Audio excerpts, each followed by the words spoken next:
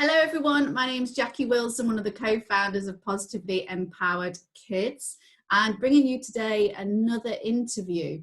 And today it's an interview with a wonderful head teacher that I know very well because my daughter goes to her school. This is Lindsay Clarke, head teacher of Killistic Junior School. I'm really excited to talk to Lindsay. She does a lot that kind of, she's very light-hearted, should I say. She does a lot of work with kids, which is very empowering, and she brings a lot of love into the school. So I'm going to pass you on to Lindsay. Hello, good morning. Morning, Jackie. How are you? I'm fabulous, thank you very much. It's good. How's things right now? How have you been going for the last 6 weeks that we've been on this? How's it been? Yeah, it's strange times for us all, you know, and it's at these times you've really got to dig deep into that resilience, and thank goodness we've learned so many resilience strategies from you, because those have really helped. I'm certainly doing lots of take 5 at home with my husband and my 22-year-old. But actually, and thank you for sharing lots of those resources with us. I think in terms of we've gone from a state of panic to where I think we've actually got a state of calm now, in that realization this is going to be the new norm for quite a while, I suspect, until they find a vaccine. But it's actually really turning those challenges into opportunities for me, and that's become my new mantra. You know, it is a challenge, but what opportunities can come out of this? So, for example, I am learning to use technology so much more. Wow. I know that some of my staff are engaging really heavily in CPD, their choice, but there's lots of free CPD out there. I was speaking to Miss Sampson this morning, and she's learning to use Makaton, which for me is absolutely brilliant, because it actually means that we're going to use that with the children when we return. And again, it's that, you know, being able to connect with other people who are, you know, who've got a disability, for example. But yeah, I think the thing for me is just making sure that we get the message out there to parents and carers and to children that this is not a time to get stressed about schoolwork. Okay, that's what the teachers will do when you get back to school. This is a time actually to use this challenging time as an opportunity to connect with your family, to sit and have conversations, to maybe read a book together, to play together. Play is really important. Go and climb some trees, please climb some trees.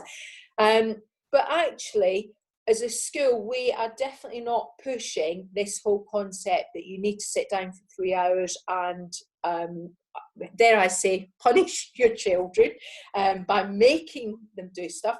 If they want to do it, they'll do it. If they don't want to do it, they won't do it. Don't worry about them losing out on learning. We've got a plan in place that when they get back to school, the experts in school will have that in hand, and we will make sure we get up to speed with that learning. So there's lots of stuff going on behind the scene, but my message really is enjoy your time, enjoy the sunshine. If you're lucky enough to have a garden, get out in the garden. One of the children I spoke to last week was telling me that he's been digging up parts of the garden, hopefully just the bedding area, and he's been finding old coins and things. What a brilliant thing to do. Yeah, so there's lots and lots of things that you can do that don't involve, you know, really forcing people to do stuff that they don't really want to do. Yeah, I think what you're saying, it goes very nicely alongside your kind of ethos, really, the well-being of the child. I know in school you have a real core of well-being, and that's crucial for children to learn their well-being.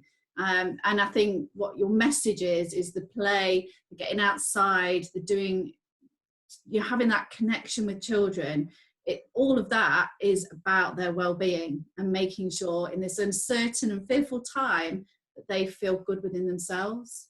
Absolutely. I mean, at Killysick, you'll know, Jackie, that we've got the wellbeing curriculum that we put into place January last year, so 2019. And so every single morning, our children do a wellbeing check-in. So they do the 10 skill score, which Miss Ashmore is still doing through Dojo every morning. And it's a 20-minute session where they do a check-in, and we've got a theme for the week. So, for example, I've been doing a lockdown return wellbeing curriculum, because actually when our children return on a phased return, wellbeing is at the heart. Wellbeing is number one. The maths and the English are 2 and 3, or number 2. But as long as we get the wellbeing sorted, because there's loads of research around that if we've got children that have got strong social and emotional mental well-being, that actually academically they do better, and that came out from the DFE a couple of years ago, and that's my mantra, or the intent for the wellbeing curriculum. So the children have a 20-minute wellbeing session every morning before real learning starts. And it's an opportunity for children to connect with each other and to connect with the adults and to connect with their thoughts, their feelings, what's going on, before they can then actually concentrate on English, maths, whatever it may be. But certainly the return is, there's going to be lots of work going into that as we return on a phased return, whatever that looks like. Yeah, sure. And I think with what you've done with that, what I've witnessed as a parent, as a professional coming into school and working with the children, is actually there's been a massive impact on the well-being of children and their enthusiasm to learn, to be, to feel part of that school community, to feel part of, as you say, the family of the school. And I think it is just proof in the pudding that well-being has to come first. Oh, absolutely. And that links with back home. If your children are stressed about having to do work, having to do the English and the maths, if they're stressed, they're not going to be able to do it effectively. And then there's going to be conflict and everything else. Absolutely. You know, and that sense of belonging in community. I mean, you know, we at Killysick, we firmly believe in that. We're the Killysick family. The children will be able to tell you, you know, that we're in it together. You know, teamwork makes the dream work. That's one of our mantras here. But actually, if ever, you know, I needed to say, you were right, Lindsay, look at what's happening now. Okay, because we know that communities are coming together, and actually for a lot of people this is what's helping them get through this terrible situation. And again, although I'm not with my children know that I'm with them in their hearts. I send them a message every Monday. I tell them that I love them, because I do love them. They're my children, and I'm with them whatever. And you know, and I spoke to you about home visits. So we're actually, as a school, we're embarking on a project called Books for All. It's not an official project, it's a project that we've made up. And actually we're going out and doing a home visit, socially isolating, socially distancing, of course, and we're going to give every child a book. And it's just that, it's that connecting with them. Just, you know, we love reading here at this school. We want our children to let them know that we still love them, we're still thinking about them. For me, that's so important. We haven't left them. I don't know, Jackie, if you saw a video on Dojo. Yeah, it was lovely, I know. And actually, the feedback from parents and carers has been the children absolutely loved it. The parents and carers, it made them cry.